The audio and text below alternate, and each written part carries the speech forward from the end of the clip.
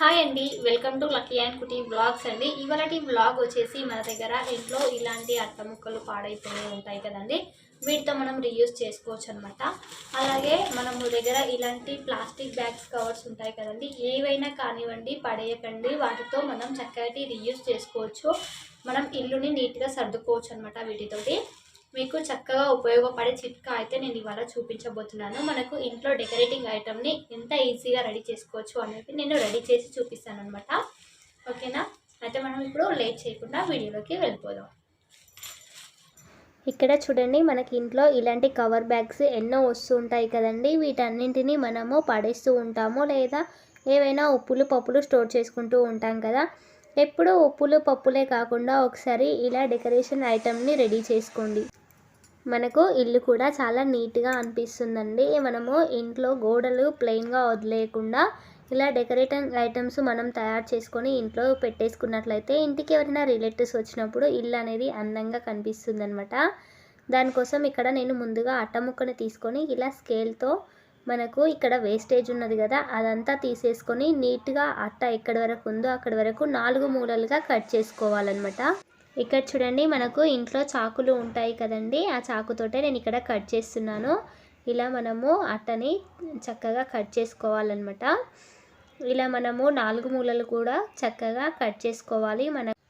ఇక్కడ చూడండి, ఇలా 4 మూలలు కట్ చేసుకున్న తర్వాత మధ్యలో మనము హాఫ్ ఇంచ్ అయినా సరే, ఇంచ్ అయినా సరే వదులుకొని మనం ఇలా డబ్బా షేప్లో 4 మూలలుగా గీతలు గీసుకోవాలన్నమాట. మనకి లోపల ఇంకొక డబ్బా లెక్క గీసేసుకోవాలి. ఇక్కడ వీడియోలో చూపిస్తున్న విధంగా మనం చక్కగా ఒక పెన్ను ఒక స్కేలు తీసుకొని గీసుకోవాలి. ఈ మధ్యలో వచ్చిన షేప్ని కట్ చేసుకోవాలన్నమాట. ఇలా నెమ్మదిగా కట్ చేసుకోవాలండి. చూడండి, ఇక్కడ నేను చూపిస్తున్న విధంగా ఇలా 4 మూలలుగా కట్ చేసుకొని మనము దీన్ని తీసేసుకోవాలి. ఇలా మొత్తంగా తీసేసుకోవాలన్నమాట. దీన్ని పక్కన పెట్టేసేసుకోండి. దీంతో ఏం చేయాలో చెప్పే ముందుగా మనమైతే ఒక కలర్ బ్యాగ్ని తీసుకున్నానండి. ఇక్కడ చూడండి, మనకి ఏదైనా కలర్ కానివ్వచ్చు. ఇలాంటి కవర్స్ వస్తాయి కదండి, వీటిని ముందుగా కింద ఉన్న ఎడ్జ్ పైన ఉన్న హ్యాండిల్స్ని కట్ చేసుకోవాలి. ఇలా నీట్గా కట్ చేసుకొని పరుచుకున్న తర్వాత మనము ఇలా పీసెస్ కింద కట్ చేసుకోవాలి. ఇక్కడ వీడియోలో చూపిస్తున్న విధంగా కట్ చేసుకోవాలండి, ఎందుకంటే మనం ఫ్లవర్స్ చేసుకోవడం కోసం మనకు ఇలా ఉండాలన్నమాట. ఇలా కట్ చేసుకొని మనకైతే మన తీసుకున్న కవర్ సైజుని బట్టి మనకు ఒక దాంట్లో ఒక పువ్వు, 2 పువ్వులు, 3 పువ్వుల వరకు వచ్చే ఛాన్స్ ఉంటుందండి.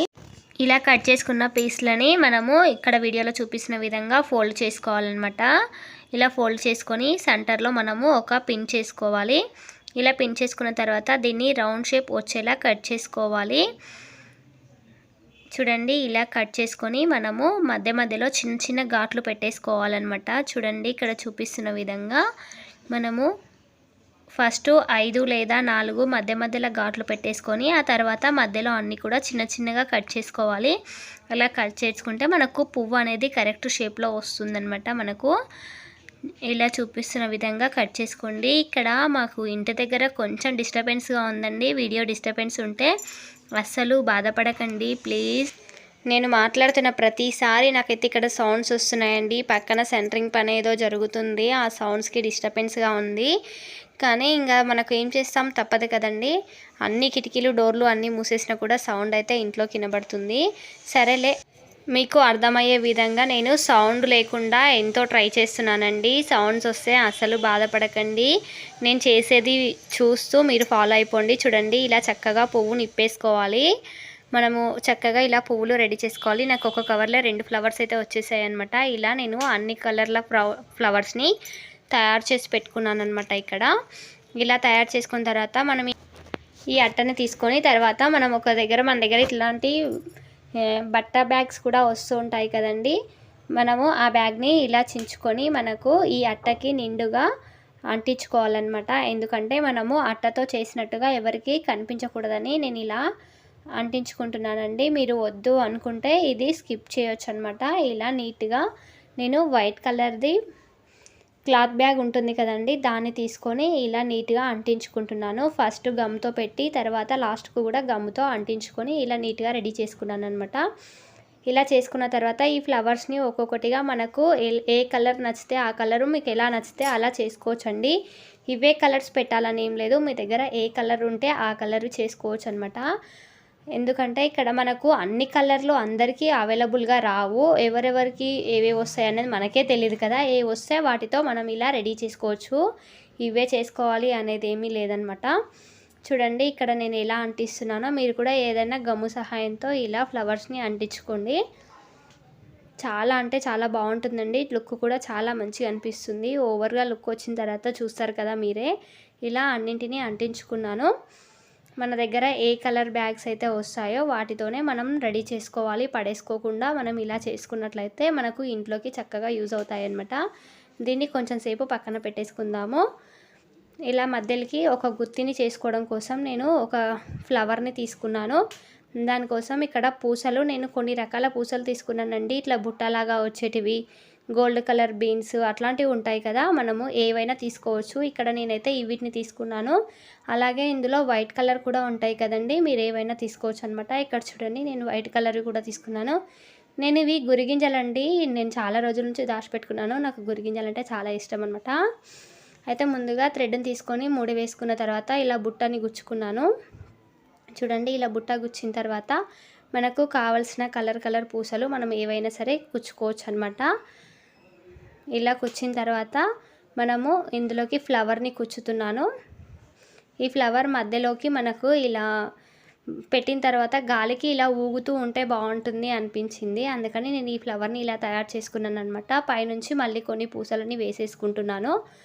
ఇలా కొన్ని పూసలని వేసుకున్న తర్వాత చివరిలో చిన్న ముడి లాగా వేసుకుంటే మనకు పూసలు అనేది కదిలిపోకుండా ఉంటాయన్నమాట.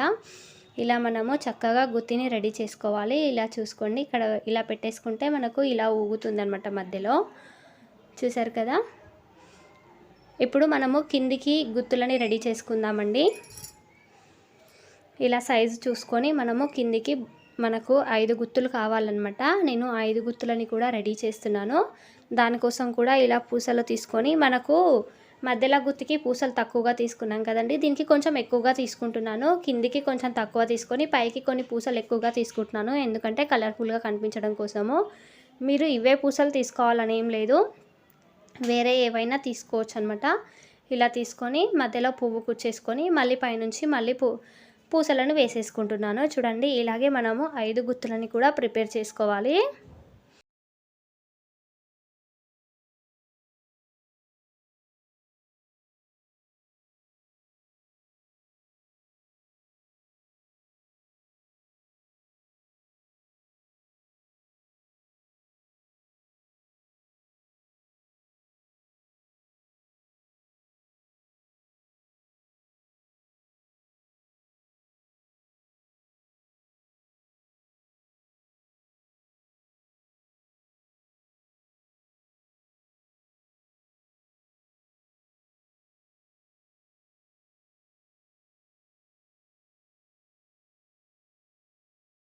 హ్యాండిల్ కోసం అని రెడీ చేశాను అనమాట.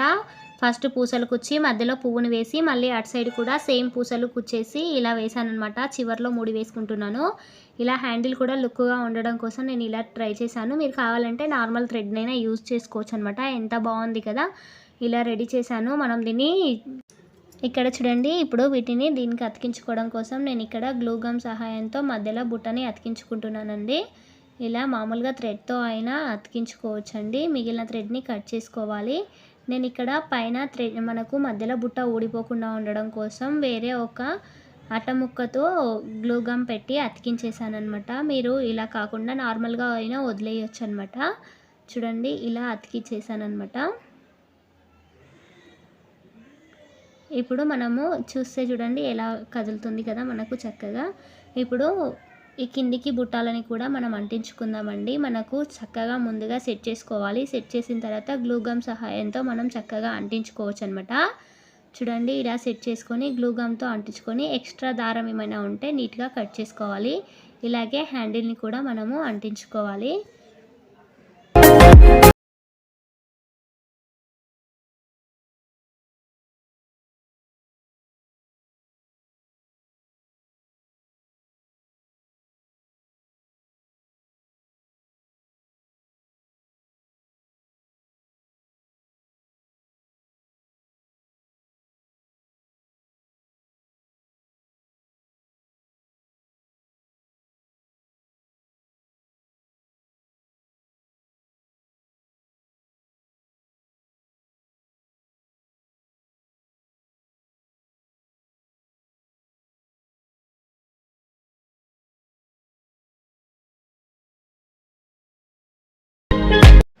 చూడండి ఓవర్ లుక్ వచ్చేసి ఇలా ఉంది. నేను ఒకసారి చూపిస్తాను, అలాగే మీకు గోడకు వేసి కూడా చూపిస్తానండి.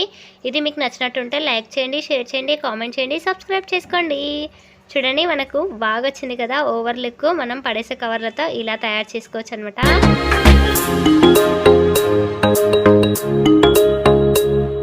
మీకు నచ్చితే లైక్ కొట్టడం మర్చిపోకండి. మళ్ళీ వీడియోలో మంచి కొత్త ప్రాసెస్తో మళ్ళీ వస్తాను. అప్పటి వరకు సెలవు.